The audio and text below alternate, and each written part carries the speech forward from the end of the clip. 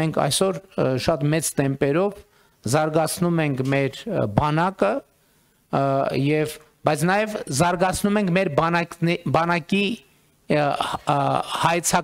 հայեցակարգը, որի վրա հիմնվում է մեր բանակը։ Եվ մենք ասում ենք, որ մեր բանակը Հայաստանի Հանրապետության միջազգայինորեն ճանաչված ինքնիշխան տարածքից դուրս խնդիր չունի լուծելու։ Եվ մենք նույնիսկ շատ կարևոր ենք համարում, որ մեր ամենօրյա աշխատանքային խոսակցության մեջ մարտունակ բանակ հասկացությունը վերափոխենք եւ վերաձևակերպենք պաշտպանունակ բանակ, որովհետեւ երբ որ ասում եմ մարտունակ բանակ, ինքը չի տեղորոշում այդ պոտենցիալ մարտը որտեղ է տեղի ունենում կամ որտեղ կարող է տեղի ունենալ։ Մեզ համար շատ կարևոր է, որ մենք ընդգծենք այս կոնտեքստը, որ Հայաստանի Հանրապետության բանակը պետք է լինի պաշտպանունակ, այսինքն պետք է վիճակի լինի պաշտպանել Հայաստանի Հանրապետության տարածքային ամբողջականությունը, ինքնիշխանությունը,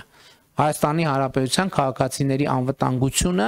եւ ընդ որում ես ուզում եմ ընդգծել, որ սա միջազգային օրենքներով յուրաքանչյուր պետության պարտավորությունն է ապահովել սեփական քաղաքացիների անվտանգությունը, այդ թվում հնարավոր արտաքին միջամտություններից։ Եվ իհարկե բոլոր այս հարցերի վերաբերյալ մենք հիմա կարող ենք տարբեր հայեցակարգային հարցեր քննարկել պաշտպանության ոլորտի, կրթության ոլորտի, ցանկացած ոլորտի։ Շատ կարևոր է գնահատելով պետական բյուջե հասկացությունը արձանագրել, որ բացարձակապես ինչի մասին մենք խոսում ենք մեր հանրային օրակարգի, այդ բոլորը արտահայտված են պետական բյուջեի մեջ, այս կամ այն չափով։